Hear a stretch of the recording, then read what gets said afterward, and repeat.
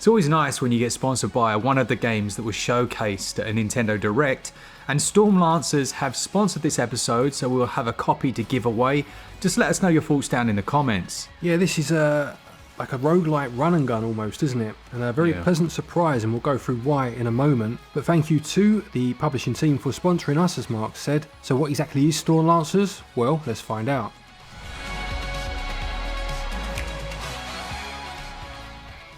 The story's centered around a couple of friends who crash land on an alien planet called Cryptica, filled with these creatures called Storm Hearts, but it adds a real Saturday morning cartoon feel to it. Yeah, this game is designed for co-op, so whereas you can play in single player, the focus is very much on couch co-op, and you can feel that when you're playing it, can't you? Yeah, I'd say it's just more enjoyable in co-op, but it's very much playable in single player. Your ship is the hub area from which you can purchase meta upgrades, which uses this little currency shown in the corner, and you'll gain that at the end of each run, regardless of whether you were successful or not. Yeah, with most roguelites, there are two currencies. You have your permanent currency for your meta progression, and you have an in-run currency as well. But what you can do in this one is you can bank some of that at certain cash point machines almost as you go along, and then use that on a further run when perhaps you're feeling more confident. Absolutely, or you could stand on the other side of the machine and take it out as your friend puts it in. Yes, if your name is Mark, you could do that. So yeah, you deposit on one side, withdraw on the other. Mark assures me he didn't realise that and was trying to put money in. Well, we'll see. You begin your run without any gear at all, and you'll have access to a couple of weapons straight away. What those are changes as you put points into the meta areas, so you can unlock different ones. Yeah, once you've discovered a weapon, then it's available to purchase as a starter weapon on a new run later on. But you have two types of weapons. There's a melee and there's a ranged weapon, and you'll always pick one of both of these up early on in your new run. Each weapon is given a rank, so they're color graded, as well as having a star rank for different areas, so that you can decide if it's actually worth you picking it up. Yeah, it's a bit like Borderlands, isn't it, in that respect, where you're looking at legendary, rare, common weapons, that sort of thing, and as Mark said, there are other stats on there as well, but they also potentially have elemental sides to them, so you could poison or set the enemies on fire, which then does further damage over time. A little bit like Dead Cells, it uses a semi-Metroidvania element whereby if you can get far enough into your runs, you could potentially unlock one of 4 different abilities. They are permanently unlocked when you reach them. Yeah, so for example, you have a double jump, or there's a grapple hook a bit later on, which means that on initial runs through levels, there'll be parts you can't access that usually have chests with a higher price on them, meaning they contain better weapons. But then when you go on subsequent runs, having unlocked these, you'll have access to these. Yeah, the chests come in a few different varieties, and it is nice to be able to see what's contained without having to open them. So the health ones have got a little green cross on them, and the other ones, you know that they're going to contain a weapon. Yeah, and the price of them generally will give you some sort of idea as to how good that weapon will be. There are even chests which you have to spend health to unlock, a bit like the Binding of Isaac. We weren't brave enough to open one of those, but they're there at least. At the end of each section, you then have a choice of one of 3 upgrades, and then there's a shop, and there's one upgrade that you get that's related to health.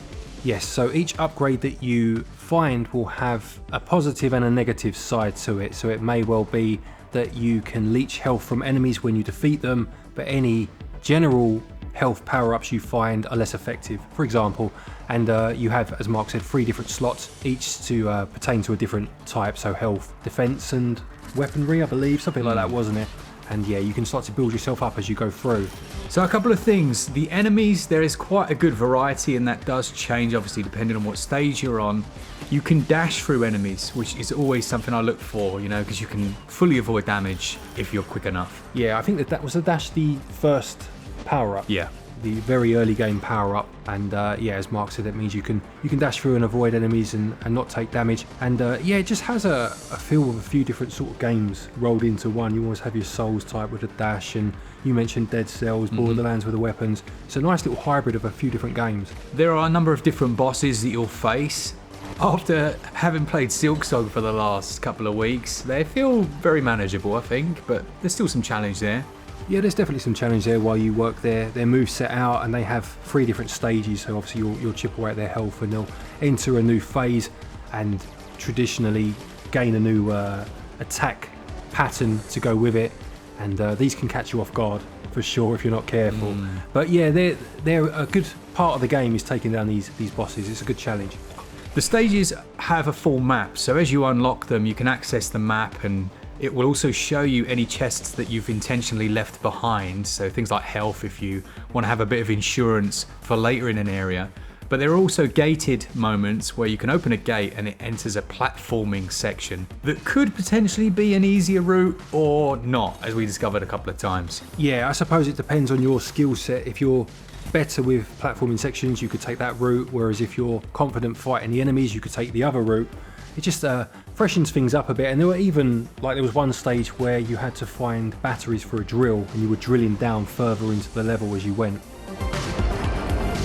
Finally, then you'll be unlocking characters that come out of the cryo chambers. The first of these gives you a load of different challenges, so it'll be like, have you killed 200 enemies, then you can get more of that meta currency. So it gives you one more thing to aim for. Yeah, these characters are unlocked through story progression, so getting to a certain point will see you being able to unlock one more of the chambers. Controls wise, I found it pretty precise. You felt a little bit of input latency. There was some latency, and also you have to use the stick to move, which in a 2D game is never my forte. I much prefer the D-pad. It's a shame that's not an option, because that would have been much better for me. But other than that, things like your weapon, so X is your projectile weapon, Y is your melee, jump. It's pretty standard, on that front. Yeah, they're reasonably good. I do think the devs, like you say, should put in D-pad controls. There's just no reason not to have it in there. No, it would make things so much better if you're, like me, a bit old school and that's the way you play games when they're in 2D. Visually, it looks like it's gone for that real bright, vibrant Saturday morning cartoon style, and interestingly, it's not the first game this week that I've played that has tried to emulate those types of cartoons. I think it's more successful here. Like, it just feels like it's got a bit more about it. It feels more intentional. Yep, it's got those heavy black outlines as well, real bold colour palette. It could quite conceivably be a licensed game based on some obscure 1980s cartoon, My biggest issue, I think the one thing they should definitely do here as well, is to add a 60 frames per second mode. If you're playing it on Switch 2, then obviously that's going to be absolutely fine. And I think even on Switch 1, realistically, this should be able to run at 60. A quick word on the soundtrack, the music. This was really good actually, wasn't it? It's one of those again where you don't necessarily notice it, and we paused it for a moment for whatever reason, and then both of us almost at the same time said, quite like that soundtrack.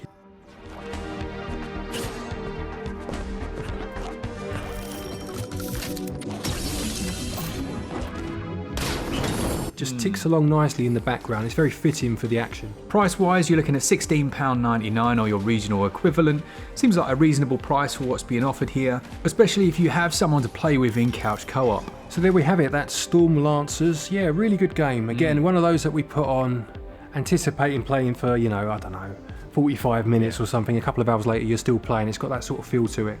Absolutely, it got the nod of approval for Friday gaming night, We were like, actually, this is decent, let's play this again, which is always a good sign.